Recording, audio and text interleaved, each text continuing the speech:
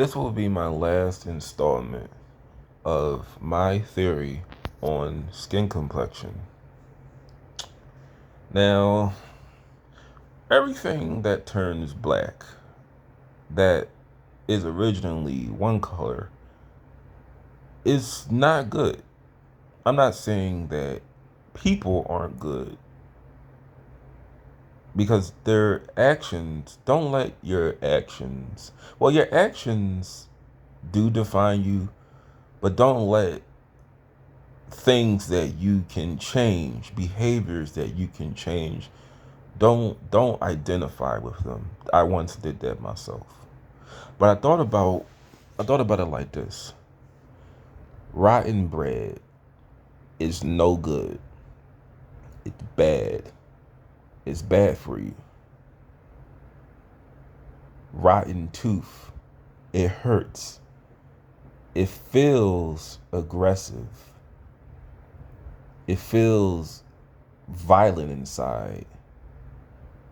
It feels very hostile. Like, just the feeling of a toothache, a rotten tooth in your mouth, is not a good feeling. It's nothing good. It's bad. And rotten teeth turn black. Um, Gums. Your gums hurt when you don't floss, when you don't brush your teeth. Gum disease doesn't feel good. It hurts. It hurts you. Um, you guys get where I'm going with this. So I came to the conclusion that maybe, just maybe, skin color started off white, and over time, when people rebelled against righteousness, they needed to separate everybody based off of their conduct. Like, well, just more like, if you were a rotten person, if you were a rotten individual, you had darker skin and your life was harder. Because another thing it taught me, something that I learned this from, it told me that everybody, this is what I believe though, everybody is capable of living in righteousness. Everybody is, like, from, because the colors that were given to all of us, it's all a spectrum. White, yellow, white and yellow are closest to each other. Brown is in the middle. I thought it was five, because, Native Americans are considered red, but red and brown, I don't know about red. But like I said, white, yellow, brown, black. Darkness, bottom, light, top. Now, this is going to sound crazy to some people, but maybe if we all act in righteousness, we would all go back to the original color we were in. We were possibly all white. That's what I think. And I thought about the features part. If a white person makes a mean face, if they look sad, if they look angry, it does resemble, in a way, some of my features. Like the lips, when someone's sad, their lips poke out. Like, I just gave it some thought one day. The nose, the lips, everything. I can't explain the hair part, but, and let me tell you from experience, being black is not that bad. I made a video on my old channel. It's really not all that bad. Let me tell you one thing people don't want to hear. It only gets bad when you do the wrong things.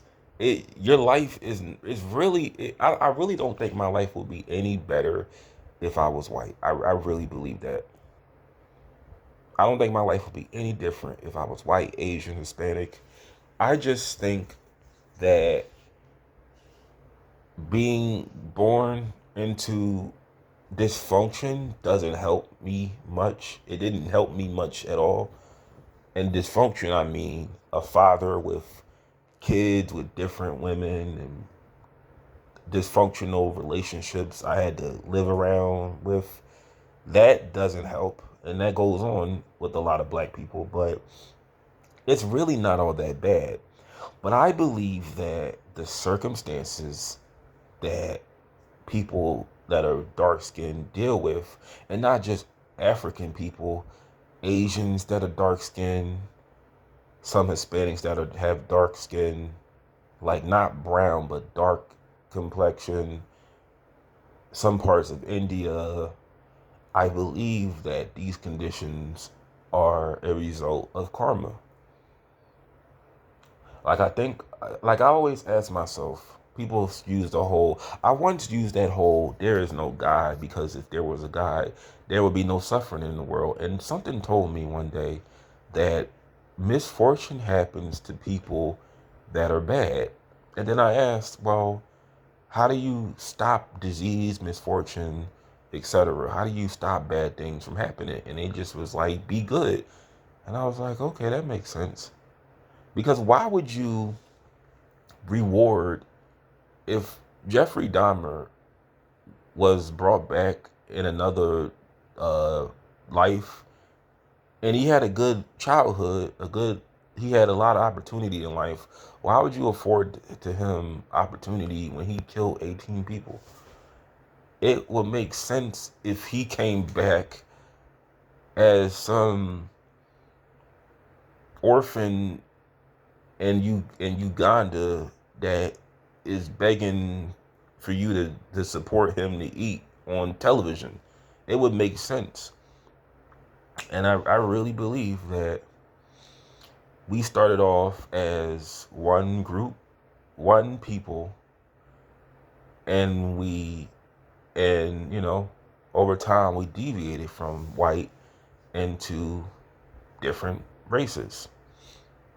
That's a more like spiritual way of putting it than scientific. Now, the people created race. Like, I feel God or the earth just put colors. Like, it's like if you have like a team, like blue is not a race, purple isn't a race, pink is not a race. But if you were assigned like a team, like the pink team, the orange team, the green team, you're not looking at it in a racial way because those are not racial colors. But we, the people, created racism. You know, white man, black man, yellow man, that's Asian people, brown man. And then the slurs came out. Like, God didn't create the N word. He didn't create critical race theory, the KKK, the Hebrew Israelites, the ones that talk about the white man being the devil. He didn't create that. People created these things. And one day something was telling me, not that I really care about the color, but something was really telling me this. And you need to listen. This is how racial a lot of just people are in general. But something was telling me that, and this is why, like I said, I'm going to just start identifying as just a righteous person. But I believe there are about two people, not including God, who have lived a lifetime of righteousness.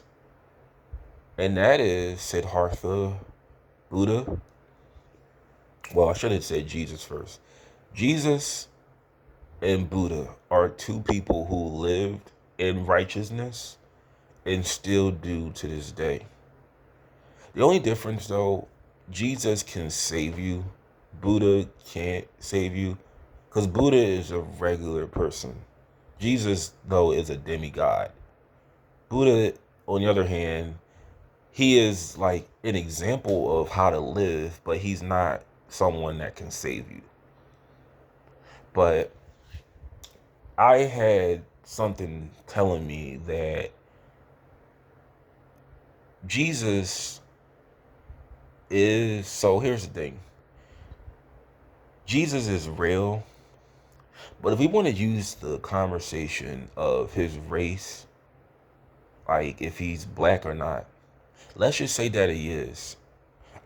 Something told me that Jesus was given a color, because here's the thing too. I believe that your race is a choice as well.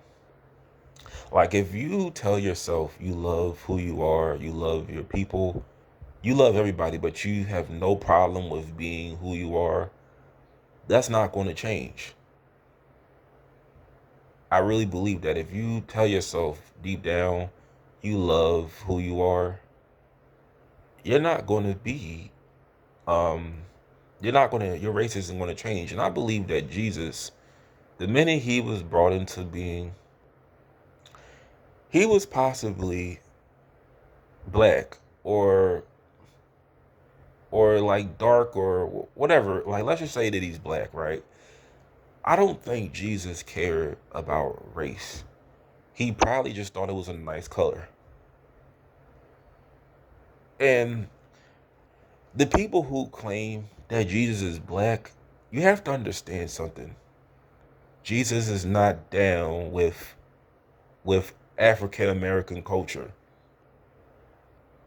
Just think about that. You claim Jesus is black, he would not be down with black culture one bit. The dysfunction that goes on, everything that Jesus is for, black culture is the opposite of. I don't think he would be down with it one bit. This is why I believe they painted him like not because black culture didn't exist when they what was it, Caesar Borgia or something, the guy they use, he was like a they said he was like a child molesting homosexual Caesar something. They used his image to be a representation of Jesus, and they claimed that Jesus was black, but he was actually but the Europeans depicted him as white. And I just thought about this. The way that people treated each other in Africa before slavery was like I'm not going to talk too much about it in this video, but they did worse. Like if I read this book called the slave community. I'm not trying to get off topic, but the way that Arabs treated people that were enslaved, the way that Africans treated people that were enslaved, and the way that some Native Americans treated each other were a lot worse than anything I've read about in like American slavery. Like I read this one chapter where the Berbers, the Turkish people who enslaved white people, they would starve them so much. I don't want to get too graphic, but they would starve them to the point where they would eat their own feces and drink their own urine for thirst and hunger. The Africans, the ones that enslave. So it's this narrative going around that blacks that look like me, which I don't understand one bit, but blacks that look like me are part of like a lost tribe. Africans and my kind of black are two different things. But I believe I've read that Africans enslaved other Africans, and these are the Africans that were given to these are the ones that were given to the slave owners, because Africans guided the Europeans. Like they had a sit down conversation. Like think about it like this: if you go to a country, if you go to an area you're not familiar with, if you're in a new city and you want to know where to eat, where to go, where to find women at, you're going to ask around, or you're going to look on your phone. Do you think they just came to Africa and just enslaved people and took them back to Europe, to America? No, they had help. There were African chieftains that sat down and made a deal in exchange for I don't know what, but they exchanged their a lot of their prisoners for whatever they exchanged them with. And this is why a lot of us came to America. But the point I was getting at was the way Africans, from the way they treated each other in their own country, or the way um even Native Americans too. Not I'm not talking down about anybody, but the way some Native Americans treated each other. Like I read that some Native Americans, the word Caribbean actually means cannibal. And this shows though, like they used to eat cannibalism is the act of eating another human being. I don't know why that's looked down upon so much when people eat meat every day. I don't eat meat, but what I'm getting at is it's a lot worse hearing Native Americans killed and they engaged in cannibalism amongst each other. And the point I'm making is I sort of see why they would want Jesus' image to be something that looks white, because they don't there is not a whole lot of positive representations amongst non-whites and before like the 1500s. Because when you think about somebody white in the 20th century, well more like not the 20th century, let's just say the last millennium, not every white man, but most followed, you know, a certain religion. They live in a civilized society. I'm not saying everybody was like this, but some parts of Africa, the Americas before colonization, was not a civilized country. It wasn't civilized. It was more like chaos. Same thing with Africa. It was not a civilized society. And what I'm getting at is I can understand why they would want their representation of Jesus to be white. But I went on a long rant. Let me do another part of this.